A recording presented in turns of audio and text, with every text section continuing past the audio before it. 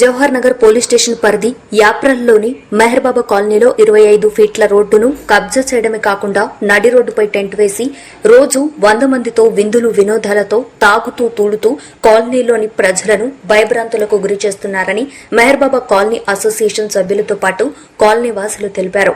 మెహర్బాబా కాలనీలో నడి రోడ్డుపై కబ్జా చేశారని వారిపై స్థానిక జవహర్ నగర్ పోలీస్ స్టేషన్ తో పాటు ఏసీపీ కుషాయిగూడ సిపి రాచకొండ గారికి ఫిర్యాదు చేసినా పట్టించుకోవడం లేదని స్థానికులు ఆగ్రహం వ్యక్తం చేస్తున్నారు. మీరు లోకల్ ఏసీపీని డీసీపీ ఎవరికి మీకేం తెలుసు సార్? మీకేం తెలుసు? వాళ్ళు జేసీబీ తీసుకొచ్చి తులగొడుతుంటే ఎవరు కాపాడాలి? మీ రెస్పాన్సిబిలిటీనా? రికార్డ్ చేయండి సార్. రెస్పాన్సిబిలిటీ మేమంతా తీసేస్తాము. పడిపోతే మీ రెస్పాన్సిబిలిటీ. నాది రెస్పాన్సిబిలిటీ. రోడ్డు మీద జనాలకు కూర్చోబెట్టి పడిపోతే మీ రెస్పాన్సిబిలిటీ చెప్పండి. ఏది జనాలకు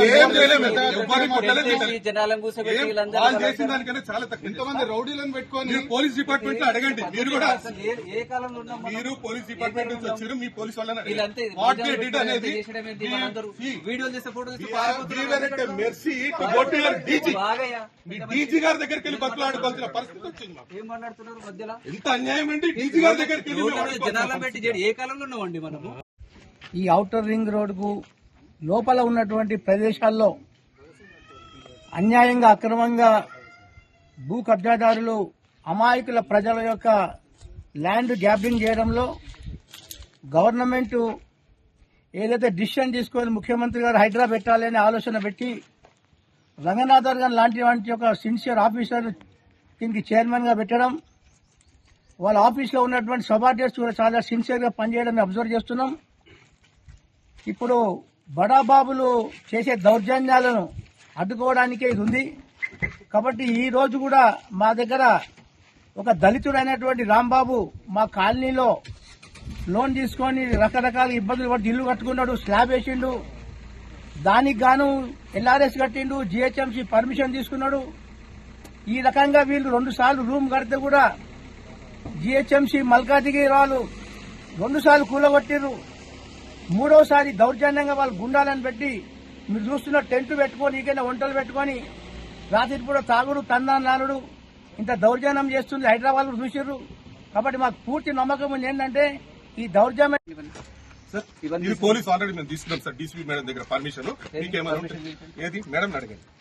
మేడం నేను ఎన్ని అడుగుతున్నా పర్మిషన్? ఏది మీరు తీయమంటే నాకు నోటీస్ ఇవ్వండి, ఇస్తా. నోటీస్ ఇవ్వాల్సిన రోడ్ పైన ఇది రోడ్ అని మీరు అంటున్నారు సార్. ఇది రోడ్ కాదని నేను అంటున్నా. ఇదంతా ఇల్లీగల్ సీలింగ్ ల్యాండ్, ఇది గవర్నమెంట్ ల్యాండ్. నేను పూజ చేయించడానికి ఉంటుంది సార్. వాళ్ళు 100 మందిని తీసుకొని జేసీబీలు తీసుకొని దాడి చేసి కొడుతున్నారు. ఎవరు గోశాల కోసం ప్రొటెక్షన్ పెట్టుకున్నాం. మరి మీరు ఇవ్వనప్పుడు మేము ఏం చేస్తాం సార్? సార్ మీరు లా అండ్ ఆర్డర్ మాట్లాడుతున్నారు, మీరు హైడ్రా మాట్లాడండి. మరి వాళ్ళు ఏం చేస్తారు సార్? మీరు అడగండి. లోకల్ పోలీస్ స్టేషన్ లో ఎంక్వైరీ చేయండి.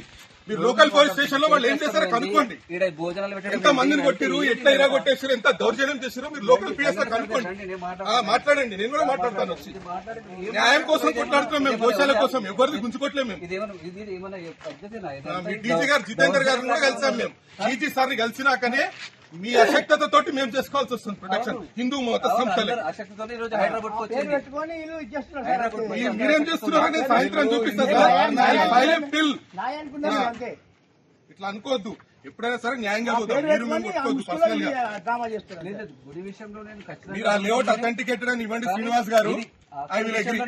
కొంతమంది లేడీస్ ని అంటే జెండర్ అడ్వాంటేజ్ ఏదైతుందో వాళ్ళకు వచ్చేటువంటి పద్ధతులలో ఏదో రకమైనటువంటి కేసులలో ఇరికియడానికి ఏ రకంగా లేడీస్ ని ఇంతమందిని ఇది చేసిండ్రు.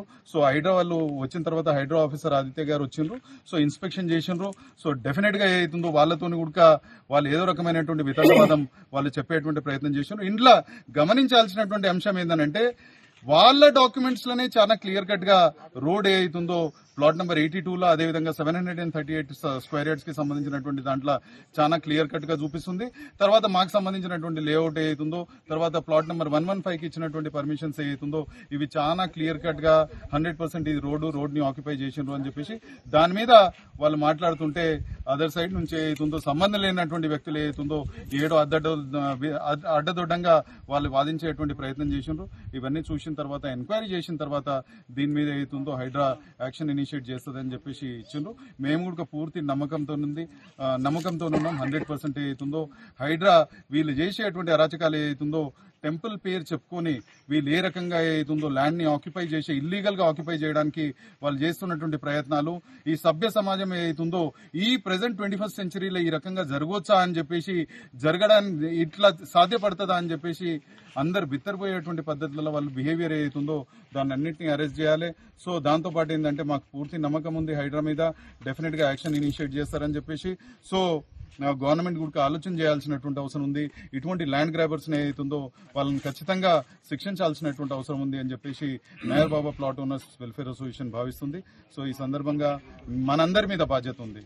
న్యాయంగా ధర్మంతో మనం నిలబడుతున్నటువంటి వాళ్ళు ఏదైతున్నారో దాన్ని అందరు సపోర్ట్ చేయాలని చెప్పేసి, ప్రతి ఒక్కరు సపోర్ట్ చేయాలని చెప్పేసి కోరుకుందాం. Thank you.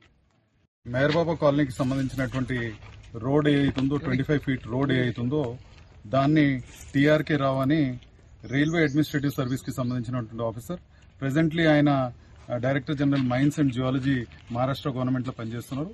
ఆయనకున్నటువంటి పొజిషన్ ఏదైతుందో దాన్ని ఇన్ఫ్లుయెన్స్ యూజ్ చేసి ఈ రోడ్ ని ఏదైతుందో ఆక్యుపై చేసేటువంటి ప్రయత్నం చేసిండు. అయితే దాని కరెక్ట్ గా ఆయనకు సంబంధించినటువంటి డాక్యుమెంట్